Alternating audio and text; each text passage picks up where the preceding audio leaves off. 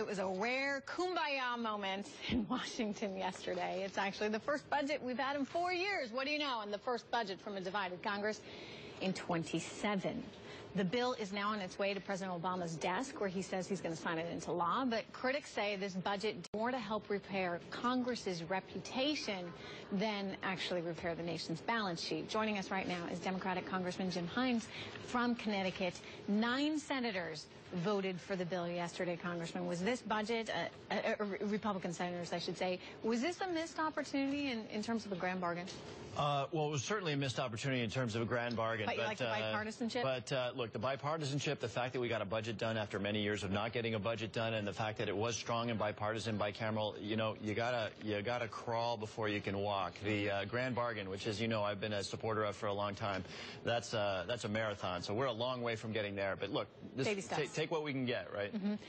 Do you sense a change or shift in Washington now? Well, yes, I do, but I wouldn't overstate it. Look, think about what happened in the last couple of months politically. Obviously, the Republican Party took a drubbing as a result of the shutdown and the debt ceiling shenanigans, and frankly, the president and the Democrats, you know, took a real hit with the initial failure of the Obamacare website to come out. So I think everybody was walking around the last couple of weeks with a newfound sense of humility. Interesting. In other words, everyone has been hurt over the past, call it, 6 months. Yeah. Yeah, and, you know, I think people, you know, look at what the speaker did, you know, standing up to the more aggressive right-wing organizations. I think people are starting to understand that folks expect us to get something done and to find that compromise in that center. Yeah, and I think, you know, we're getting closer and closer to 2016, and perhaps everyone's realizing that they need to be able to campaign on actually having gotten something done. That said, we still got a lot of pork in this thing. Let's take a look at some of the highlights. $125,000 3D pizza printers for astronauts. Brothels in Nevada, this is something, are going to take $17.5 million in exemptions for such necessities as breast implants. And the FBI spends $1.5 million each year to educate Hollywood producers, writers, and the such on how to portray the agency. So, you know, back to your point about getting something real done, is there any hope here? Can we get rid of some of this pork that's infiltrated the budget? Well, look, you know, it was ever thus, right? You know, powerful people in Capitol Hill, and as a third-termer, I'm not sure I necessarily qualify at this point, can get things done for their constituencies.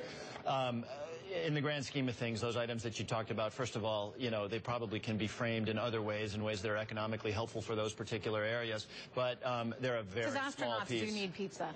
Clearly, and it needs to be printed on a 3D printer, you know, because it's space. There is. Right. Need I not say, if you're working at a brothel in Nevada, there's other things you might need Capital expenditures. Yes.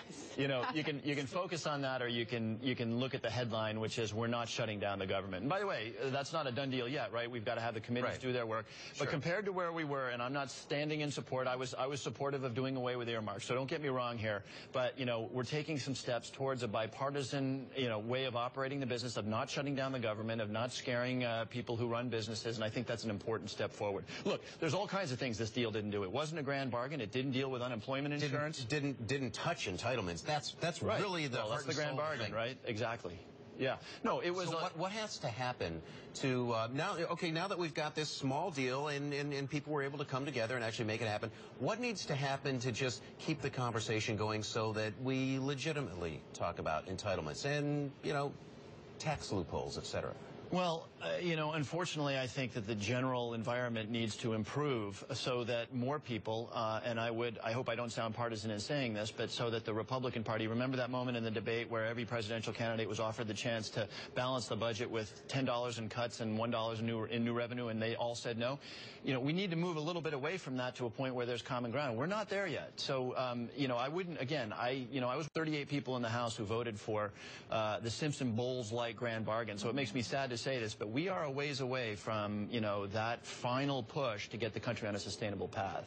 All right. Well, the budget agreement is good news for a lot of people. Certainly small business owners like the sound of this. The White House held a meeting today, actually, with small groups of business leaders, local ones, including Small Furniture CEO TJ Gentle, who's joining us right now here on the show. TJ, tell us about what happened in the meeting today.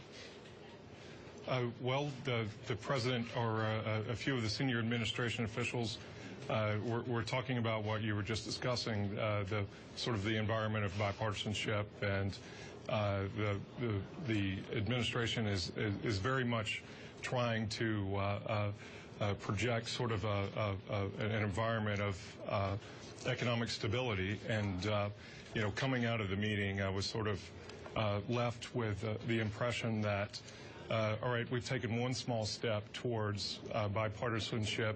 Now there is this framework for the parties to work together again, and you know, maybe we can look at putting the economy on the right track, reducing the deficit, and moving forward. Yeah, I mean, this is giving hope to business leaders, not just, you know, small and large business leaders, you know, overall, that say, okay, maybe I don't have to worry as much about Washington right now. Is this the juice the economy needs? I think so. And again, I'm sorry it falls short of what it could be. You know, if we had embraced the grand bargain at some point in the last 5 years, we wouldn't be talking about this now, and it would be a great stabilizing force for business. But again, as much as you might point to, you know, little bits of pork here and there in this bill, consider where we were 3 months ago, where we really thought there was a chance of a default on the United States debt. So it's a small step in the right direction. Look, it's a 2-year budget, right? That gives people some certainty about about at least the fiscal side of where they'll be operating, and I think that's a small good thing. That's true. We don't have to go through this a year from now. All right, so if the grand bargain is going to be very difficult to try to move forward on, and hopefully people like you will try, Fannie and Freddie, that seems like there's more common ground.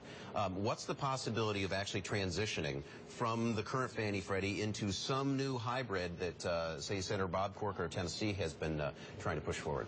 Yeah, sure. There's a lot of proposals in the Congress right now. Of course, Jeb Hensarling, the chairman of Financial Services, put something forward called the PATH Act, which was a very, very slimmed-down version of Fannie Mae, Freddie Mac, you know, restructuring, if you will. So the discussion is underway, but you know, I wouldn't count on this being a, you know, kind of next 3 to 6 months thing. Now, remember, you said the election's 2016. We've got the 2014 elections coming up, and unfortunately, I think that creates a certain amount of pressure where people get concerned about, you know, angering their base. And so I do fear that in the coming months, you're going to start to see people acting a little bit more politically and making it harder to get things like GSE reform done. Let's switch topics for a moment here. NSA, obviously in the news this week. We had, of course, the court ruling, a federal judge saying that, in fact, what the NSA is doing is in violation of our Fourth Amendment. And then, of course, the president's report that he had commissioned coming out yesterday with the recommendations being made basically to curb some of the NSA practices. The NSA that we're going to see, you know, 2 years from now, is it going to be very different? And do you think that people's privacy will be more protected?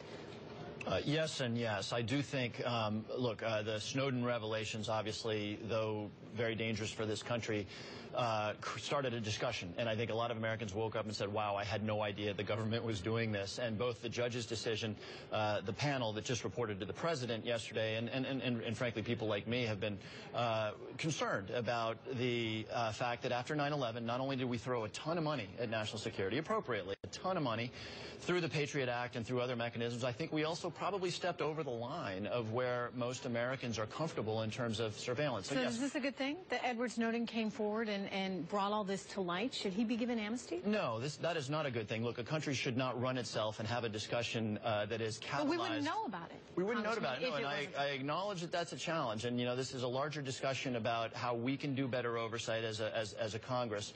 But no country can run itself where discussions are catalyzed by disaffected 26-year-olds deciding that they're going to do something big. So if in sort of a backhanded, curiously positive way, Edward Snowden brought the discussion to light, what do we do now so that there doesn't have to be another Snowden, that in fact there's a check and balance inherent in the system? How do we do that? Well, remember, I'm not sure that Snowden did what he did because he had given, you know, intense legal thought to constitutional violations. No, but he acted from his conscience. He thought there was something that was inappropriate, and he wanted to bring it to light. Maybe. I mean, I might argue that if he was really arguing from his conscience in the, you know, in the tradition of lawbreakers and civil disobedience, he might have done what he did and then turned himself over over to the authorities to bear the legal consequences of what he did, which is what civil disobedience is all about. So we could debate that for a long time. But look, the larger point is that clearly Congress, the courts, are going to begin a process of scaling back some of these surveillance authorities to a point where Americans are a little more comfortable. And it's always going to be tough, right? Because by definition,